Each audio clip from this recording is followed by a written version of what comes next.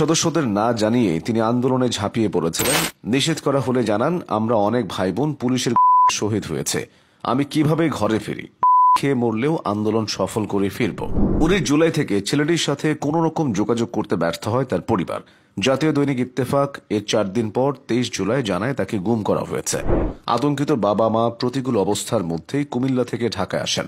হন্য হয়ে ছেলেকে ঢাকা মেডিকেল কলেজের ওয়ার্ডে ওয়ার্ডে ঘুরেছেন। সন্ধান না পেয়ে আতঙ্কিত চিত্তে খুঁজেছেন ঢাকা শহরের প্রতিটি মর্গে।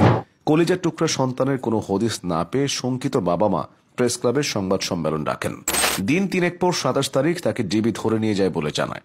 ঢাকায় ডিবি অফিস আসলে ডিআইজি হারুন তাদের চাপ প্রয়োগ করেন, যা যা শিখিয়ে দিয়েছেন সেগুলোই যেন গণমাধ্যমে বলেন।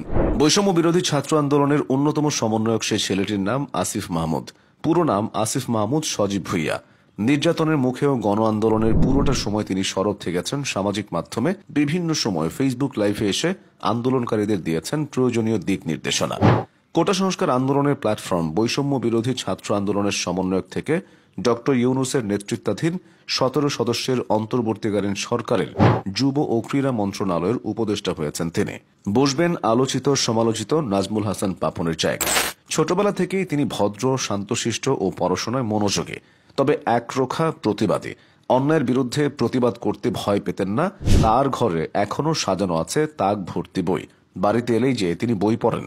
আসিফের বাড়ি কুমিল্লার মুরাদনগর উপজেলার আকুবপুর ইউনিয়নের আকুবপুর গ্রামে। যাকে না পেয়ে উৎকণ্ঠার সৃষ্টি হয়েছে সর্বত্র। কুমিল্লা শহর থেকে 1.5 ঘন্টার দূরত্বে গ্রামটি। সে আসিফের জন্য এখন খুশির জোয়ারে ভাসছে।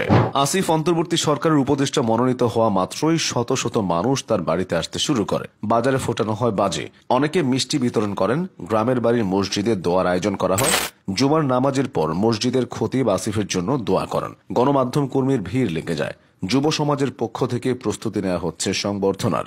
স্থানীয়রা আশা করছেন আসিফ তার দায়িত্ব যথাযথভাবে পালন করতে পারবেন। তারা আবদারও রাখেন আসিফের কাছে। বলেন, আসিফ এখন সরকারের উপদেষ্টা, এবার অন্তত কুমিল্লা নামে বিভাগ হতে আর কোনো বাধা থাকবে না। আসিফ মাহমুদের জন্ম 1998 সালে। বাবা বিল্লাল হোসেন আকুবপুর উচ্চ বিদ্যালয়ের প্রধান শিক্ষক, মা রুকসানা আক্তার গৃহিণী। 3 বোন ও 1 ভাইয়ের মধ্যে দ্বিতীয় আসিফ। বড় বোন নিশাত মনিরা স্বামীর সঙ্গে জাপানে থাকেন। ছোট 2 বোন ইশরাত জাহান কুমিল্লা ভিক্টোরিয়া কলেজ থেকে এইচএসসি পরীক্ষা দিচ্ছেন। লামিয়া ঢাকার হলিক্রস কলেজে 11 শ্রেণীতে ভর্তি হয়েছেন। এবার 8ম শ্রেণী পর্যন্ত কুমিল্লাতে ছিলেন আসিফ। এরপর ঢাকার নাখালপাড়া হোসেন আলী উচ্চ বিদ্যালয় থেকে এসএসসি পাশ করেন। তারপর ভর্তি হন আদমজী ক্যান্টনমেন্ট কলেজে। আদমজীতে বিএনসিসি ক্লাবের প্লাটুন সার্জন ছিলেন। এইচএসসির পর 2017-18 সেশনে ঢাকা বিশ্ববিদ্যালয়ের ভাষা বিজ্ঞান বিভাগে ভর্তি হন। স্নাতকোত্তর দিয়েছেন কিছুদিন আগেই। 2018 সালে কোটা সংস্কার আন্দোলনেও সক্রিয় ছিলেন আসিফ। সে সময় নাহিদ ইসলামের সঙ্গে পরিচয় ও বন্ধুত্ব হয় তার। তারা একসঙ্গে বিশ্ববিদ্যালয়ে নানা আন্দোলনে সক্রিয় ছিলেন।